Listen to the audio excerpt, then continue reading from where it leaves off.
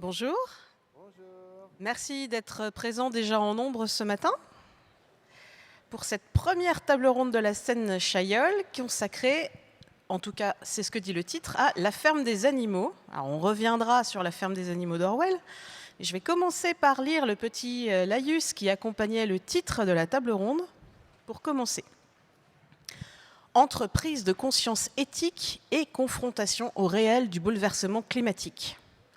Le changement de nos habitudes alimentaires, de nos coutumes vestimentaires et les 1000 manières que nous avons d'exploiter ou menacer l'existence des êtres qui cohabitent avec nous sur cette planète sont devenus des questions fondamentales.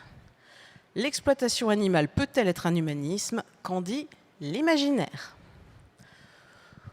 Pour évoquer ce sujet ce matin, nous sommes avec Christiane Vadnet, donc, qui écrit de la fiction, évidemment. Son premier roman Faune est paru chez Alto au Canada et chez La Talente en France. Donc, elle a remporté le prix de création littéraire de la Ville de Québec, Salon international du livre de Québec, prix des horizons imaginaires, ainsi que le prix du Calque, œuvre de la relève dans la capitale nationale. Heureusement que j'ai mes antisèches. Donc, elle œuvre dans le milieu culturel puisqu'elle a coordonné la programmation du festival Québec en toutes lettres, puis de la Maison de la littérature. Elle a également piloté, je cite toujours, Aléa, le laboratoire éditorial des éditions Alto de 2019 à 2021. Nous avons également Katie Stewart. Et là, mes antisèches sont farceuses, elles ne veulent plus descendre. Oui, je te connais, mais c'est pas une raison. Là, il n'y a pas moyen de revenir. C'est fou. Hello. C'est rien, t'inquiète pas. Donc, poétesse et autrice, essentiellement de forme courte, puisque Katie milite pour la forme courte. Elle est régulièrement au sommaire d'anthologie, mais elle a également des livres avec juste son nom dessus, comme ici on voit l'Évangile selon Myriam, également les Confessions d'une séancière, Le futur au pluriel, Réparer la science-fiction, ainsi que Saleté d'hormones et autres complications, qui me semble est le dernier. Non, pas tout à fait. Les 3 derniers sont sortis cette année. Voilà, les 3 derniers sont sortis cette année.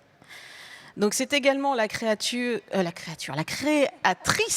Ah non, mais vraiment, c'est tôt le matin, hein, c'est compliqué. De Write Ever, qui est un défi perpétuel d'écriture consistant à écrire une micro-nouvelle par jour sur des thèmes imposés. Un beau succès d'ailleurs, Write Ever.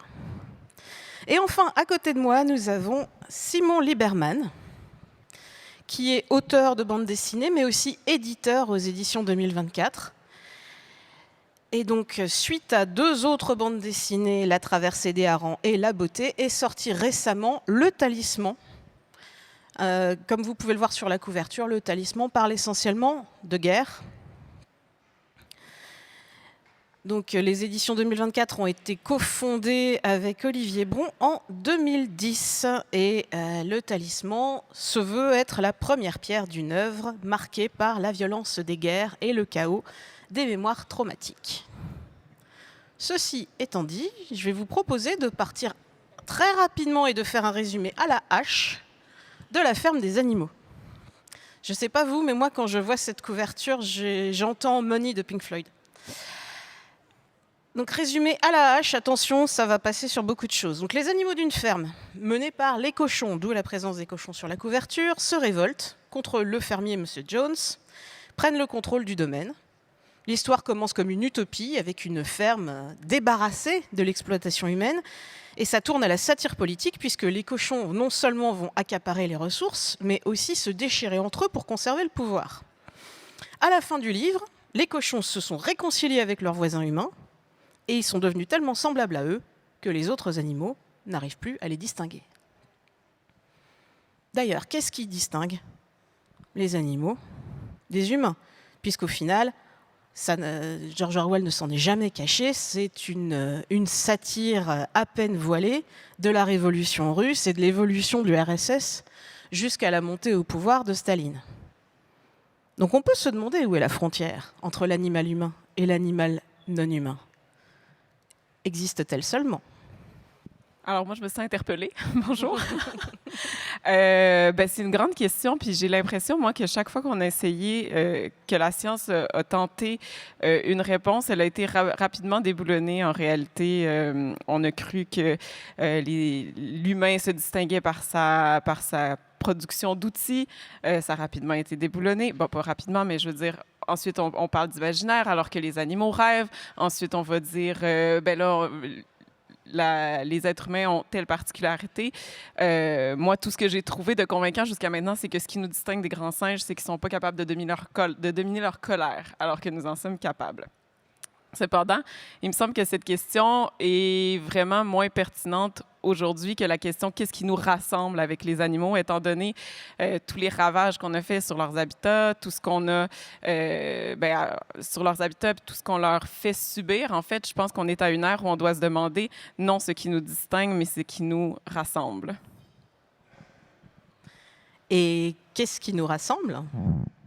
Plein de choses. Hein? Là, si j'en viens à mon livre, pour moi, ce qui nous rassemble, c'est tout d'abord, on partage vraiment une planète.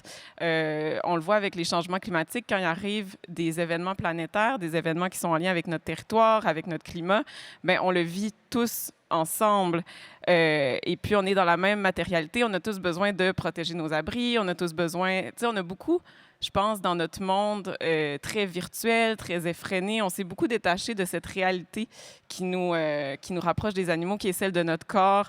On a l'impression qu'on domine tout, alors qu'en réalité, c'est ça, toutes ces catastrophes nous amènent à devoir nous défendre. Je pense qu'on est dans un moment, c'est ça, de se dire, les animaux, en fait, ils sont beaucoup plus intelligents qu'on pense. On n'en connaît pas grand-chose, en fait, là, aujourd'hui. La science peut nous apprendre encore plein de choses sur ce qui nous rassemble, sur le langage, sur la culture des animaux. Donc, moi, je pense qu'il y a beaucoup à creuser là. Puis, c'est ce qui est intéressant pour un écrivain ou une écrivaine, c'est d'aller aussi, je trouve, investiguer ces questions-là qui ne sont pas encore résolues. Oui, Simon, j'ai l'impression qu'il y a un mouvement du côté du micro. Ouais. Ce qui nous sépare, rassemble, c'est vrai que alors, c'est un peu marginal là dans mon œuvre, mais il y a une part en fait où je me suis quand même intéressé en lisant un peu du Jung. Alors je sais pas si vous voyez un peu. Alors, c'est sûrement complètement dépassé. Peut-être Katie, tu diras depuis les théories, etc. Mais bon, en tout cas. Ça reste intéressant, surtout pour le côté artistique en fait. Ouais.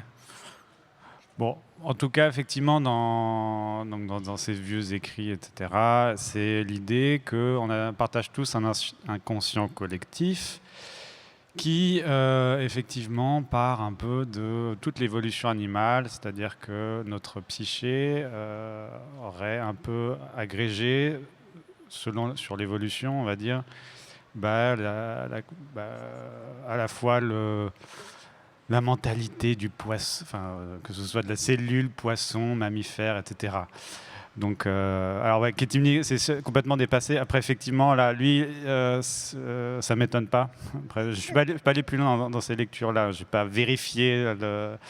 Mais effectivement, il en tire quand même toute une partie sur, effectivement, notre monde déconnecté de l'animal, que je trouve quand même encore pertinente, au sens où certains peuples primitifs entretiennent effectivement une sorte de lien sacré avec les animaux autour du totémisme, de certains tabous qui effectivement forment une sorte de lien un peu...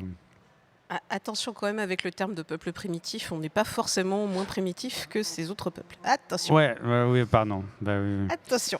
Ah oui, on fait... C'est le problème du direct, des fois, on sort il y a des mots qui... Oui, alors Simon me demandait par rapport aux théories, parce qu'on n'a pas dit que j'étais aussi psychologue clinicienne, mais parce que ce n'est pas le propos. Mais ce sur quoi je travaille à la fois dans mon travail de recherche en psychologie et en écriture, c'est les récits. À quoi ça sert les récits? Qu'est-ce que ça nous fait? Qu'est-ce que ça nous permet de comprendre de notre monde qui est beaucoup trop complexe? Et pour le coup, des récits qui modélisent notre rapport avec les animaux, ça, il y en a. Des façons, alors soit de nous mettre, nous, en lien avec les animaux, avec certaines caractéristiques qu'on va retenir, ou bien tout simplement ces récits fondateurs qui vont nous donner une place à part. Donc là, je fais référence à l'Évangile selon Myriam, qui reprend un peu des textes bibliques et qui essaie de soulever le coin en disant, mais ok, qu'est-ce que ça raconte au fond, qu'est-ce que ça fait? Donc, je me sers du regard de Myriam, qui est une jeune fille du futur, donc qui n'a pas toutes les clés que nous avons pour comprendre ce que c'est ces histoires-là, ce qui lui donne un regard assez, parfois naïf, mais très critique, en fait, sur ce que ça a eu comme effet de se raconter que, par exemple, c'est l'homme qui a donné des noms aux animaux, c'est l'homme qui domine, voilà, cette espèce de place un peu spéciale qui fait que on s'est senti autorisé, on continue à se sentir autorisé à se voir comme autre chose et à être un peu désemparé quand le corps nous rattrape. Alors là, pour le coup, je reviens sur la clinique puisque je travaille avec des personnes âgées et en psychologie, il y a vraiment cette idée que c'est en train de partir, mais il y a quand même une tendance à séparer le corps et l'esprit. Comme si, je sais pas, comme si l'esprit était en l'air et que bon, fallait bien avoir un corps. Quand les personnes vieillissent, ce n'est plus possible de faire cette distinction-là. L'état de nos corps, l'état de nos psychés, enfin tout ça, ça va ensemble. Et il y a une réflexion quand je travaille avec mes patients où ils se remettent tout en question en disant mais finalement ce corps dont je me suis détournée toute ma vie et qui se rattrape, comment je fais? Et très vite suit le rapport au reste du vivant, comment nous on est là-dedans, toutes les questions de mort qu'on aime bien penser jusque-là comme quelque chose de métaphysique, complètement détaché, ben, finalement on les réfléchit autrement. Qu'est-ce que le corps devient après, enfin voilà, tout comme un retour un peu brutal à une condition qu'on a essayé toute sa vie de laisser de côté. Je suis partie un peu loin, donc je redescends. Non, non, mais on retombe totalement sur notre animalité en tant qu'humain. Je vais vous relancer sur le fait que de toute façon, en tant qu'humains, nous n'existons pas sans les autres animaux, puisque nos civilisations se sont construites avec eux, qu'il s'agisse de les exploiter ou d'évoluer à leur côté. Et notamment, Katie m'avait envoyé une nouvelle pour préparer la table ronde avec la coévolution entre les humains et les cafards. J'avais trouvé ça assez magnifique, où on s'est convaincu que les cafards étaient nuisibles alors qu'ils se contentent de vivre à nos côtés. Donc, ça m'a permis d'apprivoiser l'idée qu'il puisse exister des bestioles pareilles. Ça sert à ça aussi, la fiction. Tu veux que j'en parle un peu de ce texte? Oh, tu peux en parler, c'est avec un grand plaisir. Alors en fait, quand on se retrouve comme ça sur des tables rondes, on essaie de chercher, alors qu'est-ce que j'ai pu faire qui va rentrer dans ce thème-là. Donc, comme j'ai fait plein de nouvelles avec des thèmes très très très différents, je suis allée chercher, donc c'est un texte assez ancien qui s'appelle « Le cafard dans le placard ». Et c'est la rencontre d'une jeune femme donc, qui rentre de vacances avec un cafard qui avait un peu profité de son absence pour s'installer. Et donc elle a un peu peur des cafards, donc elle s'apprête à détruire cet animal qui commence à lui parler et à lui expliquer que en fait, tu es notre dieu, tu es notre déesse, et en fait les dieux ont des responsabilités envers les personnes qui les adorent. Et commence à lui expliquer un peu l'histoire de l'évolution, la coévolution en fait des animaux, enfin des humains, tiens, c'est intéressant, des humains avec les cafards. Et alors, juste pour me réveiller un peu, l'anecdote de cette histoire que j'ai adoré écrire, c'est la scène du grille-pain. parce que donc le cafard explique à cette dame que ça fait des années que son grille-pain est en panne, mais qu'il y a le rituel du sacrifice, puisque le cafard fait exactement la bonne taille par rapport à la pièce qui manque. Donc il y a toujours un cafard de cette communauté de cafards qui vit chez elle, qui va se sacrifier pour tenir le temps que la tartine soit parfaitement grillée. Et que donc il y a un lien très fort entre eux et une espèce de symbiose entre eux, que c'est pas possible en fait qu'elle prenne sa bombe de destruction massive pour tuer ce cafard. Voilà. Cette idée du sacrifice, alors je vais m'avancer un peu beaucoup, mais il me semble qu'on la retrouve aussi un petit peu dans le Talisman, où il y a ces personnages en costume d'animaux et le personnage central qui a une valeur à moitié sacrificielle. Est-ce que Simon peut nous en parler un peu plus? Ouais, alors, bon, pour ceux qui iront peut-être feuilleter ma bande dessinée, alors j'ai fait un récit de guerre. Bon, j'ai imaginé un soldat qui partirait à la guerre avec toutes les étapes, un peu comment il va arriver à faire des choses horribles. Bon, ça trouve un écho en ce moment un peu dramatique, et j'ai enchâssé en fait ce récit principal dans un autre qui est pour le coup qui sont beaucoup plus fantastiques, puisque du coup on a un premier narrateur qui va raconter l'histoire principale, mais ce narrateur est plongé dans un monde très dystopique, on va dire, avec des sortes de personnages un peu de carnaval, avec des masques d'animaux qui, dans un premier temps, effectivement, l'enlèvent. On comprend en fait rapidement qu'il est une sorte de Sherazade, c'est-à-dire que une sorte de grand personnage monstrueux lui demande chaque soir de lui raconter une histoire, ou sinon c'est la mort. Donc et effectivement, le personnage du coup s'exécute en racontant l'histoire qui sera l'histoire principale du récit. Et alors j'ai fait cette mise en scène un peu en réfléchissant autour du thème, on va dire, de la guerre. Et c'est vrai qu'il y a, en fait, pour expliquer un peu rapidement, il y a toute une idée autour de la fiction. Pourquoi les gens sont capables d'aller faire la guerre, de faire des horreurs, de torturer, de faire tout ça, ça tient essentiellement à une histoire qu'on se raconte, à une sorte de fiction morbide, on va dire. Et voilà, c'est à la fois, effectivement, je l'ai décliné un peu dans le récit d'un soldat lambda, et dans cette espèce de pendant donc fantastique avec les personnages de tête d'animaux, qui s'est inspiré quand même largement en fait de vrais témoignages, on va dire réels, puisqu'en fait j'étais tombé sur des photos de conflits en Centrafrique où on voit des corps de soldats accompagnés aussi d'enfants soldats qui sont embrigadés aussi avec toute une sorte de toutes sortes de pensées un peu magiques, je dirais, où on les voit en fait semer la mort et la terreur dans des villages avec des têtes décapitées, tout ce qu'on veut. Mais le plus perturbant en fait, c'est que sur ces photos, ils sont déguisés. Du coup, à la fois, il y en a qui sont à moitié avec des chapeaux bariolés, des plumes, des têtes, des bouts d'animaux, une robe de mariée, etc. Et là, on voit vraiment de manière très...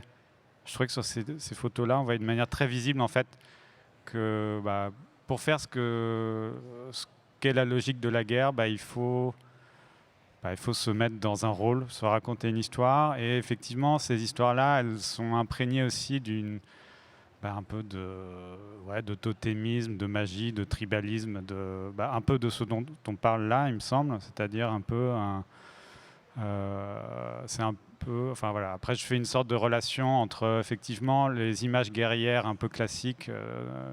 Ça peut être l'aigle guerrier de la médaille de guerre qu'on va retrouver effectivement décliné un peu partout, et qui effectivement c'est encore des symboles, on va dire, qui sont encore vivants dans nos sociétés, où effectivement le masculin va l'associer aussi à certains animaux agressifs, Là, je sors un peu tout pêle-mêle. Ça commence peut-être à devenir confus, mais on peut. Mais voilà, je laisse les autres réagir. Oui, mais moi, ce que je trouve intéressant aussi dans ce rapport-là que tu décris, c'est que je pense qu'aujourd'hui, on doit aussi le transformer. Tu sais, on parlait tout à l'heure de la psyché, de la présence des animaux dans notre psyché. On rêve encore beaucoup d'animaux alors qu'on en est très coupé. Et puis, en réalité, tu sais, on a tendance à oublier qu'on est des anciennes plantes, qu'on a besoin du soleil. Baptiste Morisot, le philosophe, parle vraiment de très belle façon de la façon dont saler nos plats, en fait, c'est retrouver l'eau de la mer de nos ancêtres de l'arbre biologique. Donc, je pense qu'il y a quand même de nouveaux rituels aussi à repenser pour se reconnecter avec cette animalité-là. En tout cas, c'est ce à quoi ça me fait penser. Moi, j'aimerais bien réagir en fait en évoquant une des nouvelles de Confession d'une séancière, nouvelle itération. Donc une des dernières nouvelles ajoutées qui s'appelle Gros coq fait ce qu'il veut. Bon, déjà le titre, ça vient d'un proverbe en fait antillais qui dit que en gros petit coq fait ce qu'il peut et gros coq fait ce qu'il veut et petit coq fait ce qu'il peut. Donc voilà. Et en fait c'est l'histoire d'une femme qui cuisine donc, de très bons plats. Donc ça me donne l'occasion aussi d'évoquer la nourriture qui est très importante pour moi. Et donc des plats typiques antillais où la viande est quand même très présente dans l'alimentation aux Antilles.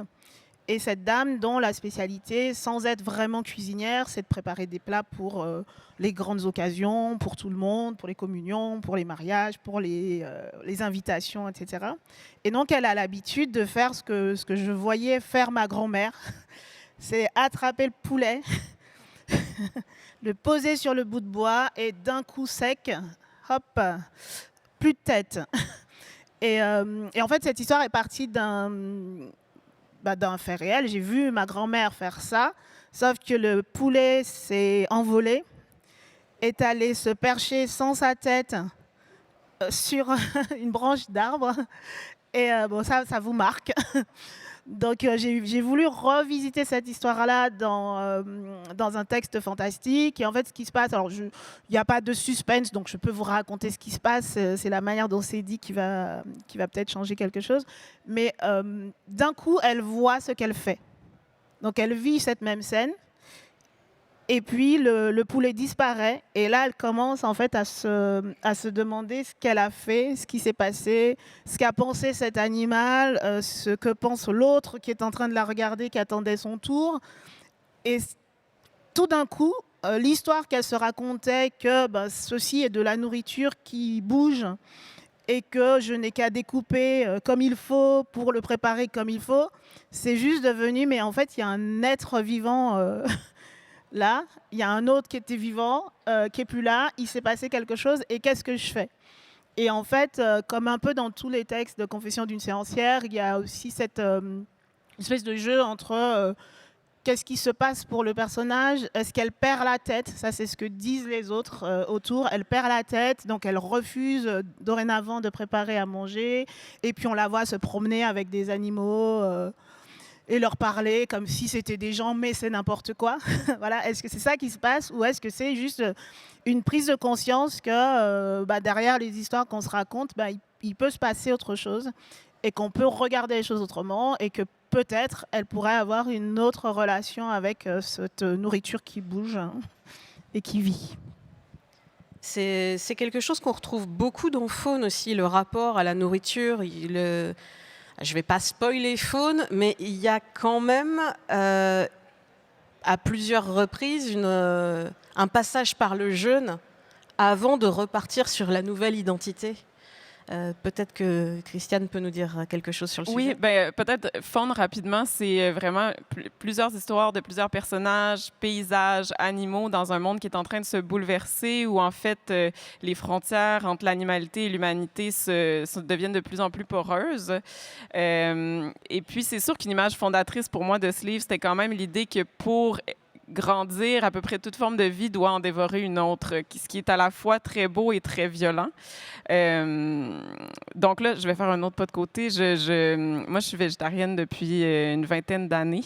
Puis c'est une pratique qui m'a vraiment entraînée, en fait, dans toute une réflexion sur l'animal. Puis je trouve que ce genre de pratique-là, c'est-à-dire qu'au début, c'était vraiment par souci écologique, de diminuer ma quantité de viande, de gaz à effet de serre et tout. Puis ça m'a amené à m'intéresser à ceux qui avaient des raisons plus éthiques de ne pas manger d'animaux. Ça m'a tout à coup sensibilisée au sort des animaux. Puis je pense qu'en réalité, mon livre ne serait pas du tout le même si je n'avais pas eu cette praxis-là dans ma vie, où tout à coup, ça devient très... En tout cas, à un certain moment, j'allais à l'épicerie, au supermarché, je voyais, tu sais, moi, au lieu de voir de la nourriture vivante dans un poulet, je voyais vraiment un cadavre dans des côtelettes. Et puis ça, c'est quand même des images saisissantes. Puis après ça, on sait que, bon... les animaux s'entre-dévorent et tout. Je vais peut-être pas entrer dans cette question-là du végétarisme ou non, mais tout ça pour dire que ça m'a sensibilisée à cette espèce de geste qui est très difficile et d'en fondre. Je pense que l'idée, c'était un peu de dire justement comment dire... toute cette violence qu'on voit aussi, elle est beaucoup moindre d'une certaine façon que la violence humaine. Puis tout ce qu'on a fait, en fait, on en ressent un peu les effets aussi dans les changements climatiques, dans tous ces bouleversements. Dans le livre, il y a beaucoup de catastrophes naturelles qui viennent justement heurter le corps. Et ça, je pense que ce geste-là de se nourrir est très politique et très, en même temps, intime et rituel. Donc, j'ai jamais réfléchi à la question du jeûne d'enfant, mais assurément, la question de manger est vraiment centrale. Parce qu'on a tendance à naturaliser l'idée de la violence qu'on impose aux animaux, mais en réalité, c'est une violence culturelle et construite quand même.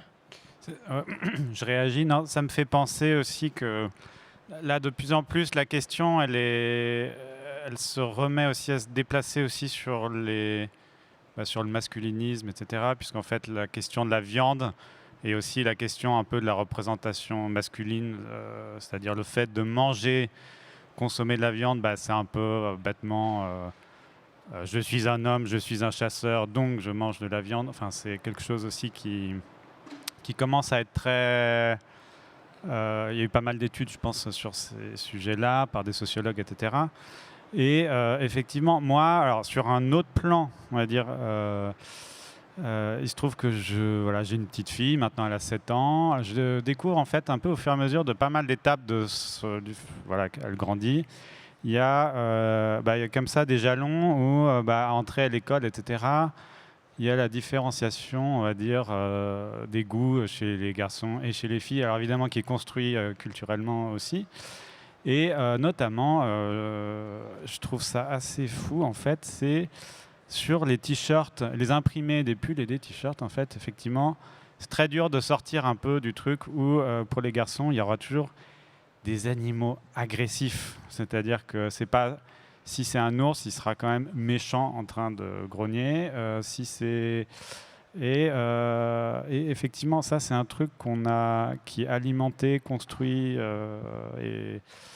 et qu'on retrouve sur, effectivement, les symboles. Et en fait, on peut ne pas y prêter attention. Et en fait, il y a... Alors, je donnais une anecdote que je trouve quand même assez amusante. Alors, ma fille était toute petite et alors, il se trouve que j'avais un imprimé de tigres qui grognaient, enfin un truc vraiment très agressif. Et là, elle s'est mise à pleurer en voyant le...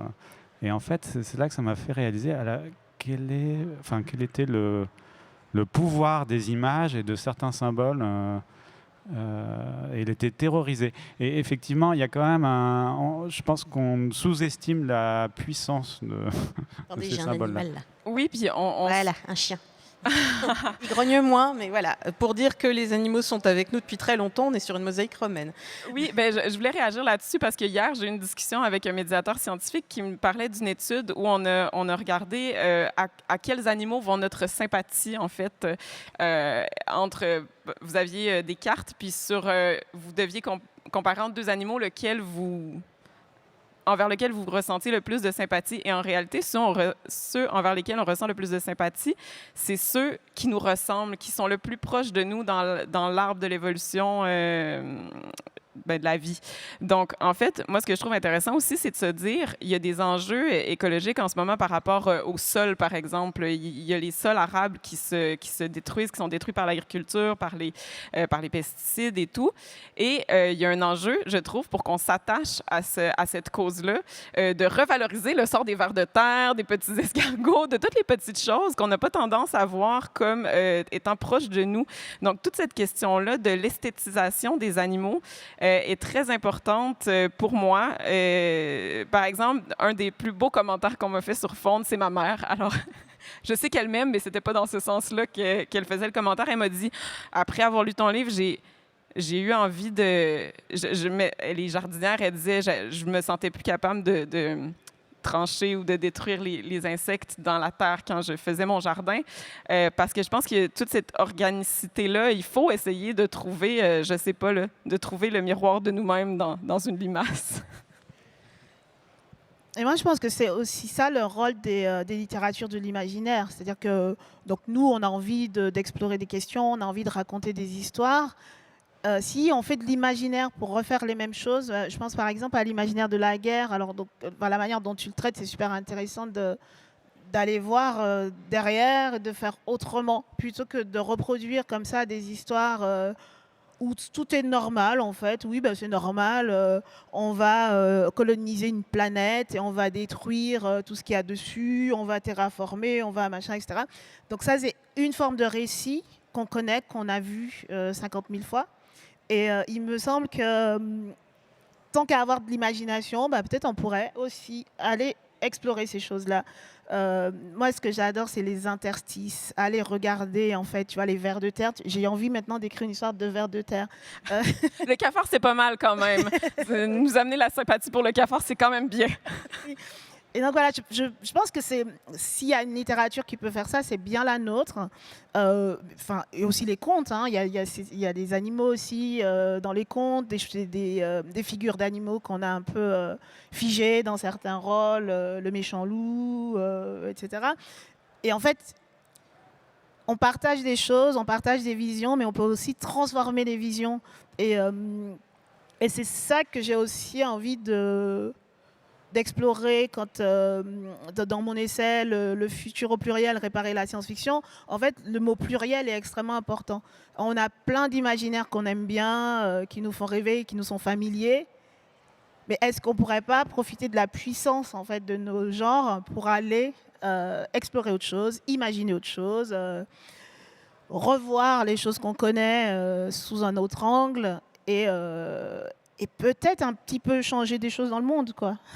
Ben oui, je suis vraiment d'accord. Puis c'est très effervescent en ce moment dans la fiction. Là. Je ne sais pas s'il y a des lecteurs ici qui connaissent Robbie Arnott, un auteur tasmanien qui fait des récits formidables sur des animaux mythologiques. Ou j'ai lu récemment un auteur canadien qui s'appelle Thomas Wharton qui a écrit La Messagère, un livre où des oiseaux, en fait, où il s'intéresse à la question de la communication des oiseaux entre eux et comment, en fait, ils pourraient se mobiliser eux-mêmes pour leur propre survie. Donc, je pense justement, comme tu dis, l'imaginaire, ça nous permet de faire ce dépaysement-là et de se dire, qu'est-ce que je serais si, je sais pas, mes sens n'étaient pas les mêmes, si j'étais pas un animal humain avec le sens de la vue tellement important, mais que j'étais plutôt un animal chat et que en fait, c'était par mon nez que je percevais le monde. J'ai l'impression qu'il y a beaucoup d'altérités qui sont sur cette planète qui sont là, qui sont beaucoup plus étranges, beaucoup plus intéressantes à en tout cas, que c'est plus intéressant d'interagir et de se questionner sur nos liens avec ces altérités-là plutôt que parfois, raconter des histoires d'extraterrestres. J'ai vraiment, je veux dire, c'est bien les histoires d'extraterrestres, mais sommes-nous seuls dans l'univers? Pour moi, c'est une question qui a peu de sens parce qu'on n'est même pas seul sur cette planète, on n'est peut-être même pas seul sur cette scène, qui sait? Nos corps, déjà. C'est ça. Ce qu'on a sur la peau, tout ce qu'on a dans notre microbiote, tous ces trucs qui grouillent là en ce moment. On est plein. Non, ça me fait penser, après sur la question extraterrestre. Ursula Le Guin, je trouve qu'elle décline très bien un peu des thématiques justement dont on parle là, c'est-à-dire imaginer, on va dire, des sociétés un peu autrement, qui ont effectivement noué d'autres rapports à la nature. Mais elle le fait effectivement sous une forme un peu ethno, j'ai envie de dire, en imaginant des sociétés un peu reconfigurées comme... Enfin, elle doit s'inspirer probablement en fait de sociétés existantes sur Terre pour en imaginer d'autres fictives, quoi. Oui, mais ça me fait penser à un des super bons récits de science-fiction sur cette question-là. Pour moi, c'est L'heure du Woob de Philippe K. Dick, où en fait, c'est l'histoire d'un vaisseau qui va sur une planète, ramène un cochon pour le manger. Puis plus ça va dans le voyage, plus en fait, on se rend compte que le cochon est intelligent. Puis le cochon, en fait, est un extraterrestre caché dans un corps de cochon. Je vais pas spoiler la fin encore une fois, mais bref, il en vient aussi à se dire, mais on se méfie pas des choses qui sont différentes de nous, alors qu'en réalité, elles peuvent être très puissantes. Puis ça, je trouve que c'est fort de se dire ça aujourd'hui aussi. Tu sais, la science-fiction, oui, justement, a exploité ça. Je voulais vraiment pas faire un espèce de combat des sujets, vraiment pas. Mais je veux dire, je pense que c'est une question, cette altérité-là qui est près de nous, qui est vraiment importante. Mais là aussi où ça me fait réfléchir en fait depuis un certain temps, c'est effectivement, j'ai l'impression là depuis quelques années, on est un peu, d'une manière générale, dans la fiction qu'on peut voir de manière très large, que ce soit les séries, Netflix, etc. On tourne un peu en boucle autour de la dystopie parce que c'est un peu ce qui nous entoure maintenant, notre réalité. Mais on a du mal à aller au-delà et à imaginer ce qui se passerait dans un monde où les choses se reconfigureraient de manière un peu plus optimiste. Et c'est vrai que là, la fiction elle a un rôle à jouer, mais c'est vrai que c'est très dur, je trouve, l'écriture de quelque chose qui irait mieux que ce qui se passe maintenant. Puisque du coup, maintenant qu'on a... Ça y est, on a atteint la dystopie qu'on avait décrite dans les années 70, là on est même au-delà. Et pourquoi continuer à zozoter, à faire un peu le même genre de récit J'ai un chapitre de mon essai sur la science-fiction où je reviens un peu sur cette opposition que je trouve tout à fait artificielle entre dystopie et utopie. Cette envie de faire positif ou négatif. En tout cas, moi, ce qui m'intéresse dans la fiction, c'est la nuance et la possibilité d'aller explorer des choses. Et parfois, alors je ne dis pas qu'il ne faut pas d'utopie, j'aime bien qu'il y en ait. J'avais dit pluralité, mon mot-clé. Mais parfois, il y a des raccourcis qui vont juste supprimer les problèmes. Tout est réglé. Et bien, ça ne nous aide pas tellement à dealer avec la réalité qui est là, quoi. Et en fait, il me semble que les récits qui marchent bien, en tout cas, moi ce que j'aime, ou que j'aime faire écrire, parce que je fais aussi des ateliers d'écriture, c'est on va essayer d'aller chercher dans nos peurs, mais aussi dans nos désirs, mais aussi dans ce qu'il peut y avoir d'un peu foufou, dans nos rêves les plus fous, et puis voir comment on arrive à mettre ça en forme, comment on arrive à donner à ça une cohérence qui est possible par le récit. Mais cette idée qu'il faudrait réparer la dystopie maintenant par de l'utopie, on bascule dans autre chose où finalement on peut se retrouver tellement loin de ce qu'on vit que le secours que peut nous donner la fiction est détaché en fait de choses qu'on pourrait avoir à vivre, quoi. Mais voilà, tant qu'à faire de l'imagination, effectivement, faisons autre chose que ce qui est déjà là.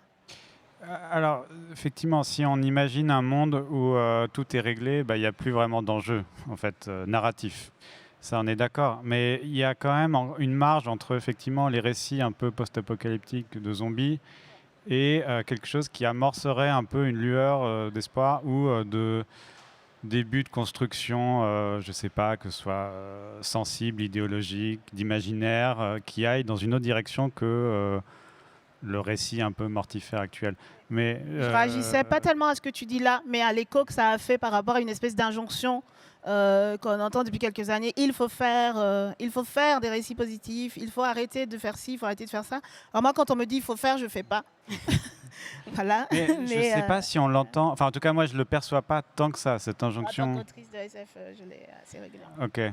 Alors, et les animaux dans tout ça, dans ce futur? Ils sont avec nous? Ils sont égaux? Ils sont... Qu'en dit l'imaginaire? J'ai fait Moi, un vide. je me suis rendu compte qu'en fait, les animaux, j'en avais pas tant que ça. Alors si, bon, dans l'Évangile selon Myriam, évidemment, comme il y a des retours sur les contes et qu'il y a des retours sur les récits bibliques, ils sont là. Les 2 textes dont j'ai parlé tout à l'heure, mais en fait, sur la centaine de trucs que j'ai écrits, je me suis rendu compte qu'il y avait une tendance à faire comme si écrire de la science-fiction et du futur, c'était juste l'humain. Je me suis aperçue de ça. Tu parlais de Write Ever tout à l'heure. On a eu en janvier et puis après en mars, on a eu des thèmes. Donc c'est pas que moi qui propose les thèmes, et donc des personnes m'ont proposé des thèmes autour des animaux. Et j'ai trouvé ça extrêmement stimulant. Alors il y avait des noms d'animaux bizarres, donc je suis allée chercher des animaux que je connaissais pas. Et cette idée que, bien sûr qu'il faut qu'il y en ait dans la science-fiction, mais il m'a fallu ça, en fait, qu'on me dise, ben voilà, je te propose cette liste-là, que ça devienne une contrainte pour que j'aille le chercher, parce que si on se réfère à ce qu'on lit le plus souvent, ce qu'on voit le plus souvent, il n'y en a pas tant que ça. Ben, je pense que c'est une question importante. Puis en fait, j'ai lu beaucoup de choses disant que plus on avance, en fait, moins il y a d'animaux sur Terre, plus on en parle. Puis c'est ça qui est vraiment triste, c'est qu'en réalité, en ce moment, la biomasse des animaux sauvages est vraiment réduite. Les animaux qui sont sur cette planète, c'est de plus en plus des animaux avec lesquels on a, je ne sais pas si on peut dire qu'on a coévolué, ou en tout cas desquels on se sert aussi parfois avec les animaux d'élevage. 96% de la biomasse des mammifères sur Terre est formée par les êtres humains et les animaux d'élevage.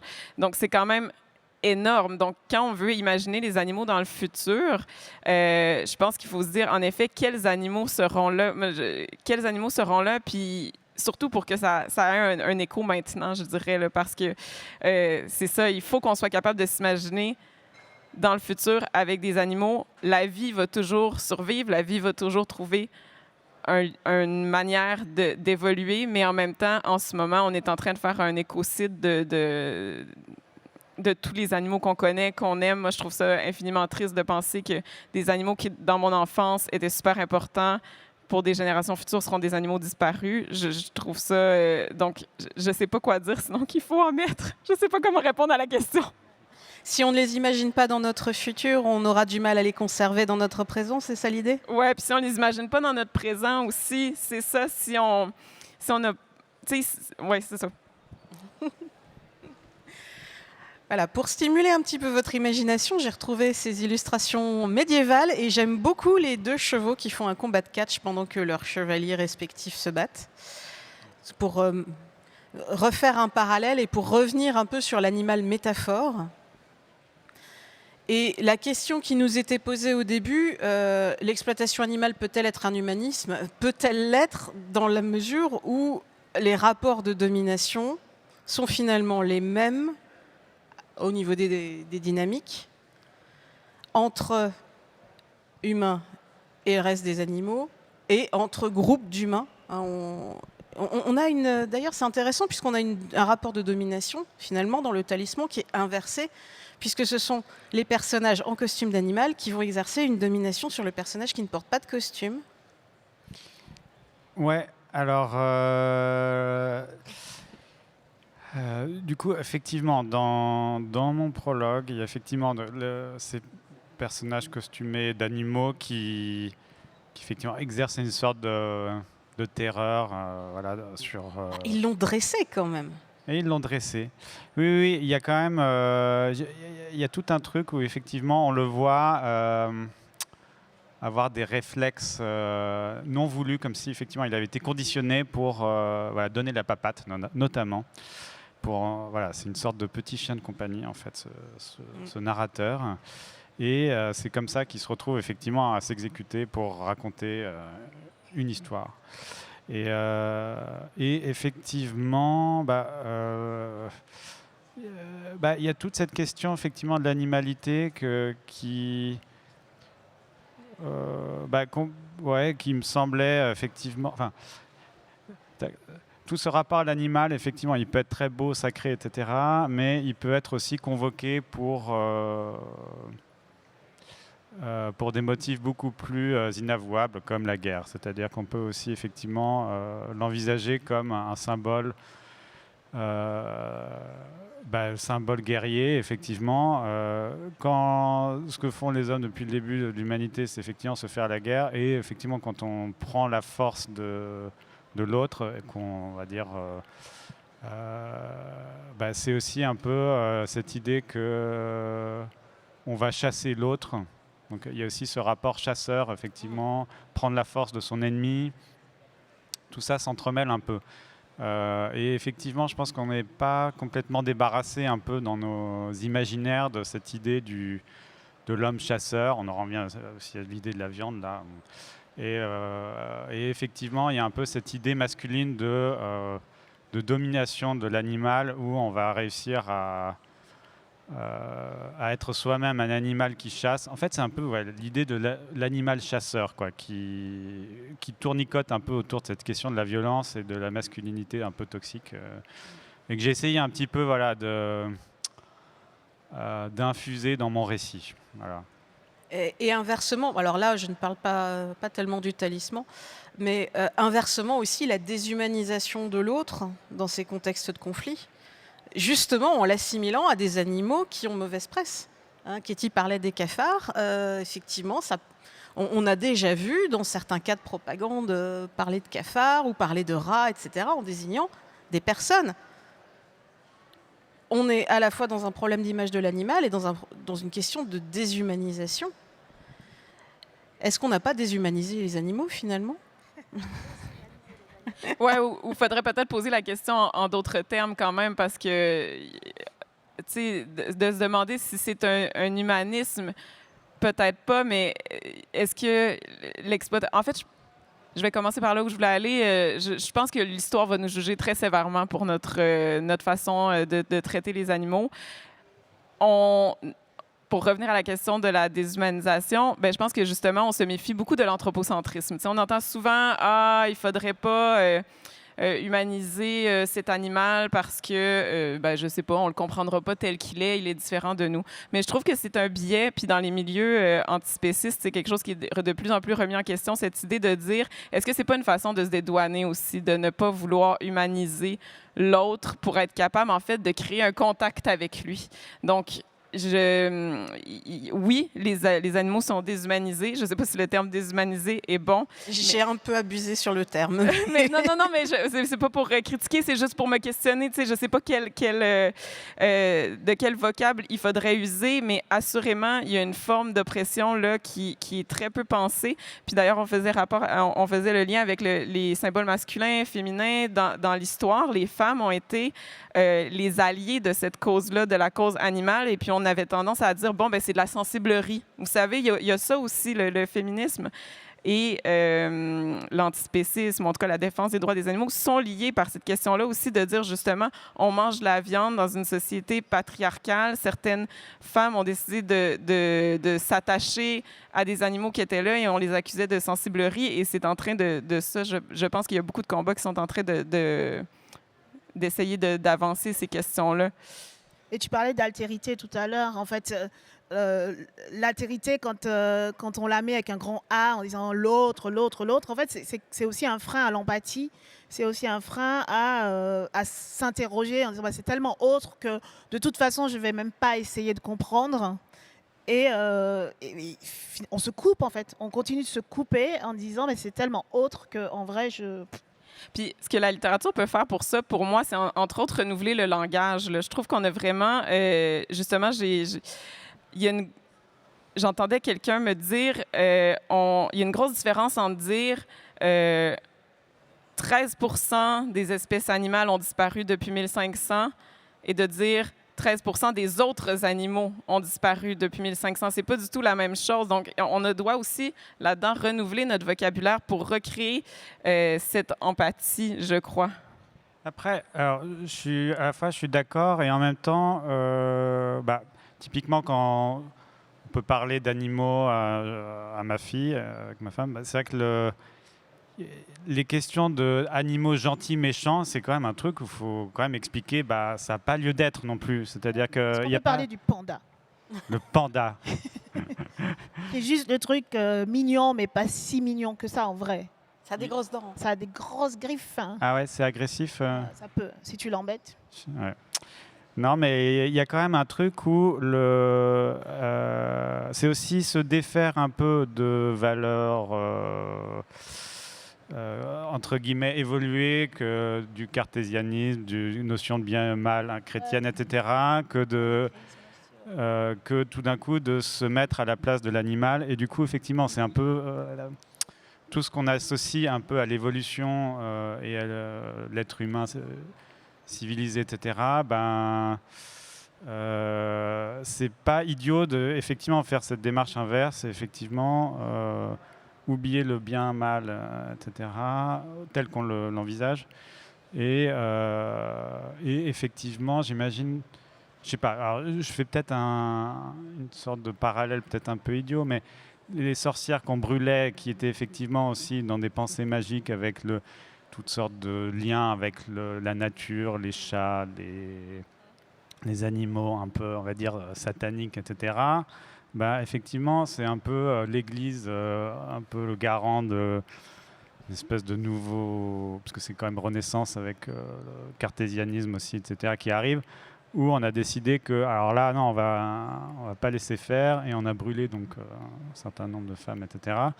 Et est-ce qu'il n'y a pas un retour un peu à l'idée, effectivement, de se défaire un peu des pensées logiques qui nous mènent à cette société-là, et auquel cas, effectivement, c'est envisager l'animal pour le coup pour ce qu'il est, quoi. Je pense qu'il est inscrit dans toute la logique de notre société qui s'est justement construite sur cette idée de rationalité, de se détacher de notre animalité, mais ça servait aussi certains intérêts, tout ça. Puis c'est ça, les animaux en sont tributaires, je pense, là, évidemment. Je pense qu'il faut... c'est ça. Alors, je vais peut-être conclure avec ce petit panel de Saturday Morning Breakfast Cereals de Zach Weinersmith pour parler des animaux dans le futur. Donc, ce qu'on imaginait dans la science-fiction et qu'on imagine peut-être encore avec l'équipage du vaisseau, le robot qui apporte à l'équipage les cylindres de protéines. Donc, on ne sait pas trop comment ont été produites ces protéines. Et toujours est-il que le personnage sur la droite dit si on réussit cette mission, je vais pouvoir m'acheter ma première bouchée de vraie viande, ou la viande, du fait d'une extinction supposée de beaucoup d'espèces, est devenue rare. Et la réalité, où on a ce personnage qui fait les courses au supermarché, qui s'est acheté des produits à base de viande, qui regarde le prix, donc qui est visiblement dans le rayon bio, et avec des produits à base de céréales, et qui dit, mon Dieu, j'aimerais pouvoir me permettre financièrement d'être végane. Et je pense qu'on est assez nombreux à être un peu dans cette situation. Si ça ne vous inspire rien de plus, j'aime beaucoup ce panel, mais je comprends qu'il suffit un peu à lui-même. Si ça ne vous inspire rien de plus, on peut passer aux questions éventuellement. Est-ce qu'il y a des questions ? Merci. Je voudrais revenir sur cette notion d'anthropocentrisme que vous avez évoquée rapidement.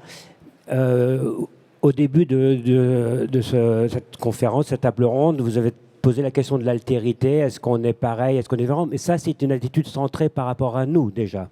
Donc déjà, la question peut-être devrait être reformulée différemment pour qu'au mieux, je pense, l'anthropocentrisme peut conduire à une posture protectrice des animaux, dans le meilleur des cas, avec l'empathie dont vous avez parlé, mais je me demande si cette vision-là, cette approche-là n'est pas un frein pour non pas simplement protéger le règne animal, essayer de vivre en harmonie avec lui, mais apprendre du règne animal.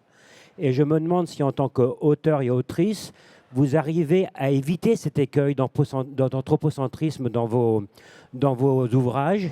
Par exemple, moi, l'histoire des chevaliers, je n'ai pas vu les chevaux qui se battaient, j'ai vu qu'ils s'embrassaient. Donc, je n'ai pas dit ils font comme les hommes, ils font différemment. Donc, dans vos ouvrages, ma question, j'y reviens, c'est est-ce que vous arrivez à éviter cet écueil qui, à mon avis, est redoutable? Ah ben moi, j'aimerais bien répondre à cette question parce que ça me passionne. Oui. Alors, je pense qu'en fait, c'est un défi pour la littérature aujourd'hui. Vous savez, le roman est extrêmement anthropocentré. On va toujours vouloir chercher un personnage humain qui va vivre un destin humain. Et je trouve que c'est une des questions les plus stimulantes pour la littérature aujourd'hui. Il y a un livre que j'adore de Richard Powers qui s'appelle L'Arbre-Monde, où en fait, il adopte la temporalité des arbres pour raconter son histoire. Et c'est l'histoire, oui, d'êtres humains, mais aussi cette temporalité longue des arbres qui sont là pendant longtemps, qui voient les hivers passer, qui voient les catastrophes passer et qui ne peuvent pas bouger. Et donc, je pense que votre question est tout à fait pertinente. Que peut-on apprendre des êtres humains? Moi, dans mon livre, j'ai essayé de bouger la caméra. J'ai essayé de me dire... Oui, il y a des personnages humains, mais il y a aussi des personnages animaux qui sont actifs, qui ne sont pas les paysages ne sont pas qu'un décor, ils sont agissants. Puis je pense qu'on est dans un monde où la nature est agissante plus que jamais. Donc tout ça, c'est des questions qui sont très actuelles. Je pense qu'on est rendu aussi à se questionner dans le roman, en tout cas qui est ce que moi je pratique, le roman, la nouvelle, à se dire justement, si j'adopte un point de vue, qu'est-ce que ce serait de raconter du point de vue d'un chat? Bon, je reviens toujours à ça parce que c'est là-dessus que je suis en train d'écrire, je m'excuse. Mais donc, il faut vraiment, je pense, aller chercher ça. Et ça, c'est quand même nouveau dans l'histoire de la littérature parce qu'on a toujours eu un rapport métaphorique aux animaux. Comme vous dites, on a toujours essayé d'y chercher des symboles, mais on ne s'est pas questionné sur ce que ça nous dit en soi. Et ça, ce que ça nous dit, par exemple, on parlait de notre microbiote tout à l'heure. Ce que notre microbiote nous dit sur nous-mêmes, c'est que nous sommes des écosystèmes. Où est la limite entre nous et le monde? Bien, on la remet en question si on se remet en question en tant qu'unité animale, alors qu'on est en fait en symbiose constante. On n'existerait pas tel que nous sommes maintenant si on ne vivait pas en symbiose avec ces animaux. Donc, je pense que c'est des questions extrêmement stimulantes et nouvelles. Et il y a de la recherche qui se fait là-dessus aussi en littérature pour essayer de dire comment je sors de ça, comment je me questionne. Puis c'est ça. Moi, dans mon livre, c'est vraiment de dire je regarde le monde de façon en plus gros plan pour essayer de voir comment chacun on se retrouve là-dedans. Vous savez, moi, j'ai très peur de l'accouchement, de la maternité. Puis je pense que c'est une des expériences, dans mon livre, il y a une scène d'accouchement. Je pense que c'est une des expériences, justement, qui nous ramène à quelque chose de très animal. Et justement, on va dire accoucher pour une femme et on va dire mettre bas pour un animal. Pourquoi? Il n'y a pas de raison. Il n'y a pas de raison. Il faut remettre ça en question à même le langage. Donc, oui, voilà. Je pourrais en parler des heures, mais je vais laisser mes collègues s'exprimer sur le sujet. Ou passer à une autre question. Alors, est-ce qu'on y arrive? Je ne sais pas. Est-ce qu'on essaye? Oui. Moi, c'est vraiment l'expérimentation qui m'intéresse quand je fais de la science-fiction. Essayer autre chose. Alors, j'ai essayé le point de vue de l'arbre sur un texte très, très, très court. Les arbres après l'humain. Qu'est-ce qui se disent de l'humain? Donc, on revient quand même à parler de l'humain. Et ça me paraît important aussi que nos propos soient situés. Même si j'essaye d'imaginer ce que va être la vie d'un arbre ou d'un animal, c'est bien en tant qu'être humain que je parle et c'est bien en moi que je vais aller chercher des choses pour les exprimer. Donc, j'oublie pas, je ne serai jamais sûre d'avoir rendu quelque chose qui corresponde à la réalité, mais l'exercice de pensée en soi est extrêmement intéressant et effectivement, les genres de l'imaginaire permettent ce « et si ». Alors, et si ? Et c'était amusant finalement d'avoir ces arbres qui n'arrivaient pas à être d'accord sur l'histoire qu'ils avaient partagée avec ces humains qui étaient quand même un peu bizarres, quoi. Des arbres qui se déplacent et qui font un peu n'importe quoi. Voilà. Ouais. Oui, non. Non? Est-ce qu'on a une autre question? Bon. Ah oui, on a la dame là-bas. J'ai pas vu. Est-ce que c'est une dame? C'est une plante. Bonjour, moi j'ai une question à chacune des intervenantes, si vous voulez bien répondre. Si vous étiez un animal, vous seriez lequel ? Ben moi, ouais, clairement, je serais un oiseau parce que la façon de voir le monde est complètement différente. Le fait de voir dans les hauteurs, ça doit être quelque chose de complètement fou. Je pense que c'est vraiment à l'opposé de notre vécu de mammifère bipède. Je pense que c'est là que j'irais, mais c'est pas très intéressant. Sinon, j'ai pas grand-chose à ajouter là-dessus. Katie? Alors moi, les questions pour lesquelles il faut choisir, c'est extrêmement compliqué. Je suis en train d'en passer plein en revue, en me disant oui, mais non.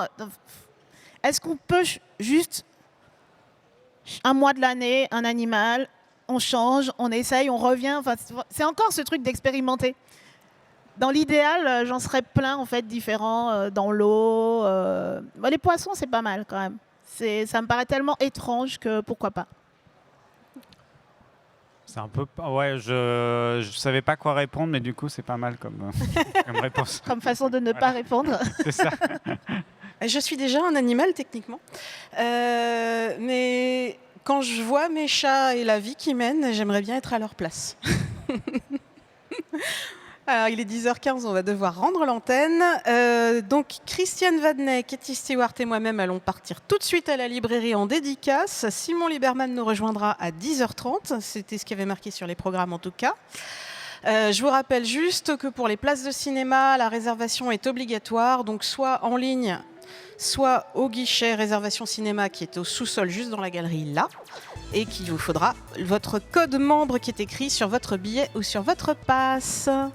Merci beaucoup. Merci. Merci.